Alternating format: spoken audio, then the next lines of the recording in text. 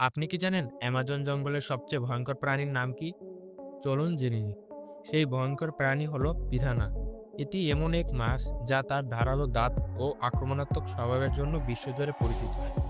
Piranha শব্দটি এসেছে টুপি গুয়ারিং ভাষা থেকে, যার অর্থ মাছ যা দাঁত দিয়ে কেটে ফেলে। প্রায় ৩০টিরও বেশি প্রজাতি রয়েছে এই মাছের। তবে মাছের সবচেয়ে ভয়ঙ্কর হলো রেড বেলি পিরানহা। এই মাছের দাঁত এতটাই তীক্ষ্ণ যে এটি হাড় পর্যন্ত কাটতে পারে। পিরানহা সাধারণত ছোট মাছ, পোকামাকড় এমনকি ফল খায়। তবে যখন এরা ক্ষুধার্ত হয় তখন বড় প্রাণীকেও আক্রমণ করতে দ্বিধা করে না। পিরানহার আক্রমণাত্মক স্বভাব নিয়ে অনেকে অনেক কথা বলে। তবে বাস্তবতা হলো এরা সাধারণত ভয় পেলে বা খাদ্যের অভাবে আক্রমণ করে। এমন আরও অজানা তথ্য জানতে ভিডিওটি শেয়ার করুন এবং চ্যানেলটি সাবস্ক্রাইব করুন।